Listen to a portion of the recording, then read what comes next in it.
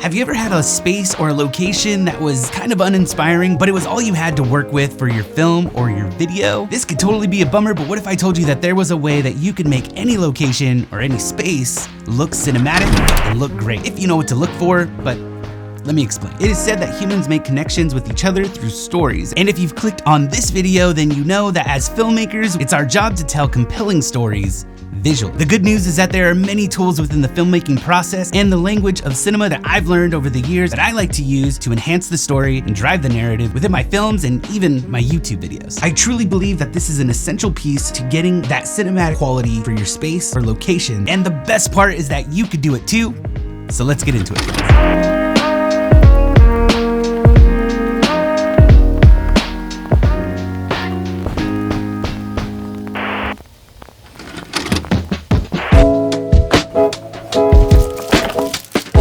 Hey, what's happening everyone? My name is Ryan, and if you're new with us, welcome. I truly appreciate you being here.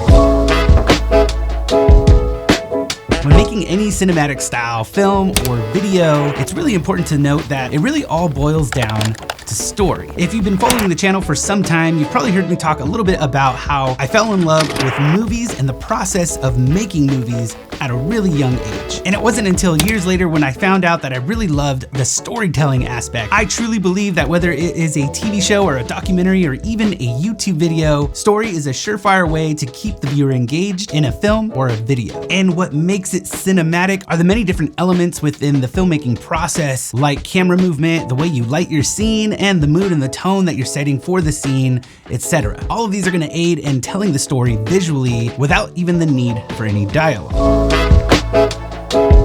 And I created a whole scene so that I could show you how all of this works in action, which we're gonna get into a little bit later in the video. But by now you might be asking, so how do I do that? Well, here are a few tips and techniques that you could use today to enhance the story, starting with one of my favorites, and that is to utilize the natural light and the shadows within the room. On any film, the cinematographer will usually walk the room or space on set and identify where all the ambient light and shadows are filling out the room naturally. This really is an essential step in the process because this will justify the studio lighting that you have in the scene and to help the viewer make sense as to why it's there. Like in this scene here, I had my key light at a warmer temperature and off to the left, but it kind of felt off, so I added this practical light. Now the practical light justifies my key light because the light on my face looks like it's coming from this practical light, but it's actually being lit by my key light. And it's also the same with shadows. Enhancing the natural light and the shadows within the scene is a huge help for making the scene feel a lot more natural and a lot more believable, which is a huge part in getting a cinematic look for your image. Another one I want to talk about is contrast ratio and lighting angles. It's important to note that the way you light a scene can impact the tone and the mood, but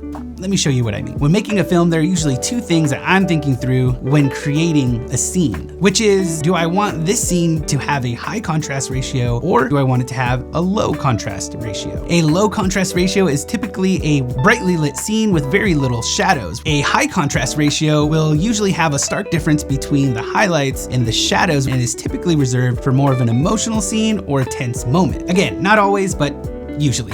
Both of these and everything in between will imply a specific look for your film. Now you can absolutely bend these rules if it works well for your scene, but it's important to just make sure that all of your lighting decisions are motivated and supported by the story. When talking about getting a cinematic image, it's really important to be thinking through intentional composition and framing. Now I've talked about this before, but composition is all about directing the viewer's eye toward the main point of interest. This can be a person or an object that can affect the story in some way. All of this information can affect the way the viewer perceives the story. It's our job to guide them through that journey, and composition and framing is a really great way of doing that. There are many techniques that you could use within composition and framing, like the rule of thirds, the golden triangle, or camera angles, just to name a few. One simple but very effective technique that I like to use personally is the frame within the frame. Now I talked about this a little bit in my last video, but I like this one personally because not only does it keep our viewer's eye on the main point of interest, but it will also implies that something may happen to our character, or maybe this shot is supposed to feel tight and constricting to represent the way this character is feeling while still showing us the world that our character is in at the same time. All these techniques are a really great way of driving the story. And again, I have videos all about this, so I'll leave links down below if you're interested in learning more. But now that we have a few tips and techniques and how we can get any location to look cinematic and really drive the story of your film or your video, what does that actually look like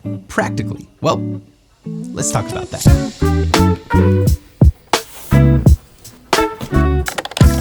Okay, so here we are. I'm gonna break down this scene for you to further illustrate the tips and techniques that I was just talking about earlier in the video. All right, so let's get started. Okay, so here we are at my in-laws' place. You've probably seen me film here before in many different scenarios. They have a very beautiful home, but they also have a space that they're turning into a studio, so it's kind of in the middle of that phase. So I thought I'd use this place, being that it's not finished yet. I have had to work in places like this before in the past, so I just thought this would be perfect. But anyway, let's get in there because it's really cold outside.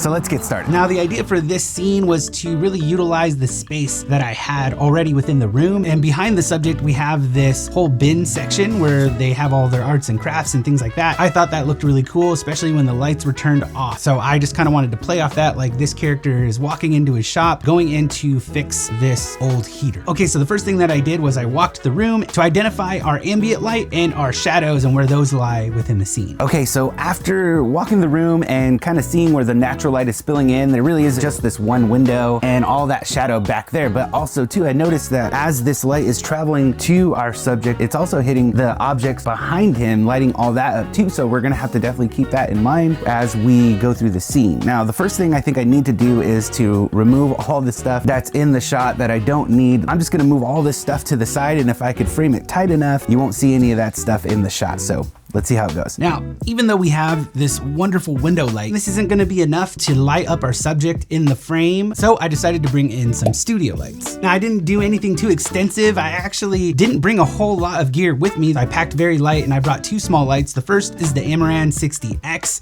and the other is this little tube light made by Ambitful. Okay, so for this scene, there's two shots. First, let's start with the establishing shot. Now, the reason why I even have this shot in here is because I do have that window light coming on the left side of my face. So I wanted to be able to establish that there was a window there. So I created this scene and you can see the little sliver of window there. This justifies the light that I'm using in the next shot, which makes it feel just a little bit more realistic. So I just used this window light as my motivation for lighting up my subject. However, I am on the other side here. So what I did was I took the Amaran 60X and I placed it here.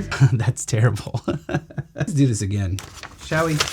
The main thing that I wanted to do was make it look like our window was lighting our subject. So I set up a key light here. This is gonna be the Amaran 60X, and that is just shining towards our subject here. And that has a softbox on it. It's the Light Dome Mini, just to give it a little bit of diffusion. And it also has a grid on it to keep our light directed towards our subject and not spilling all over the room. I also set up some unbleached muslin right in front of that light to diffuse that light just a little bit more so it's not super harsh on our subject, being that it's so close to our subject. There wasn't a whole lot of room within this space, so I had to kind of just work with the space that I had available. After that, I did notice that the corner behind our subject was looking a bit dark. And I actually noticed this again in the next shot, but we'll talk about that in just a minute. To kind of remedy that and make it look a little bit more realistic, I added the tube light right over here, and I think I set that to about 50%, and that's just shining in this general direction to light up this corner a bit. And I also have a grid on this one as well to direct that light towards that corner and not spilling all over the room and on our subject. This really helped in lifting the shadows. I mean, it's really incredible what these little lights can do. Here's a side by side. One other thing to mention is that I have my camera sitting right about here because I wanted to shoot on the shadow side.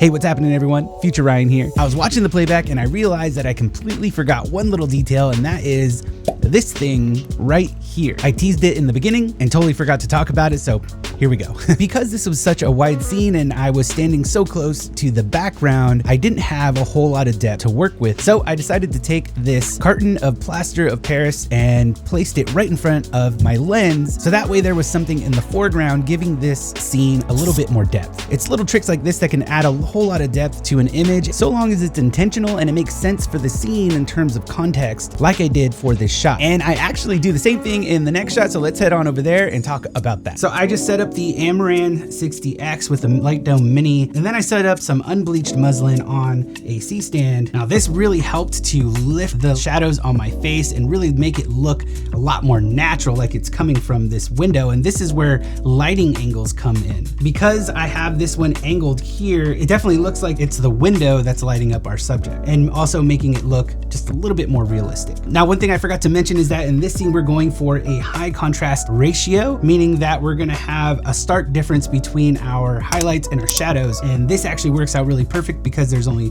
the one window in here. So we definitely are gonna have a lot more darkness behind our subject. If I had a little more time and a lot more gear with me, I could have emulated a practical light, maybe an overhead light or something that he would have naturally in the scene. He probably wouldn't be working in the dark unless he really likes to just use window light, but most likely there would probably be some kind of light overhead, and we could have used a tube light or something like that. One thing that I actually forgot to mention is that I'm using the Sony FX3. Now, you don't need to use this camera. You could use any other camera that you have available, including the iPhone, which is what I use sometimes for some of my videos. However, I do like to use this camera because it has really decent dynamic range, and I can get a lot of information in my highlights and my shadows, which is something you've probably heard me talk a lot about if you've been following the channel for some time. But the more important thing is how I'm using this camera. So I am actually using it on the other side of the table here, and that is just pointing at an angle on this side, on the shadow side of my face. Now, one thing I did notice is there was too much shadow in this corner. So what I did was I just simply set up a light over here.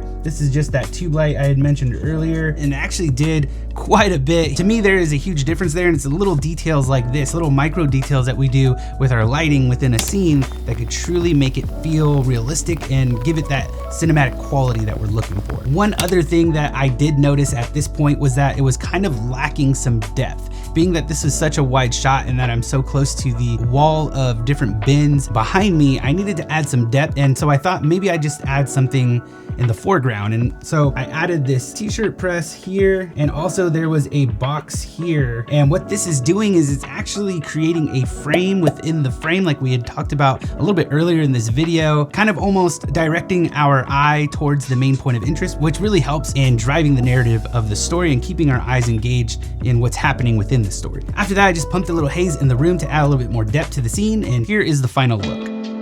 Utilizing cinematic techniques and understanding the language of cinema can truly elevate your films and videos. But more importantly than that, it's story that will truly make your work stand out amongst all the rest. And if you've made it this far in the video, I know that you're passionate about the filmmaking process and dedicated to telling compelling stories. So I just want to encourage you to take some of these tips and techniques, practice them often, because I know that if you do, this will truly elevate your work, and I know you've got this. Well, that's gonna do it for me, you guys. Thank you so much for joining me in this video. If you like this video or you learned something, please click the like button down below. Consider subscribing if you haven't already, and I'll catch you in the next one. Cheers, friends.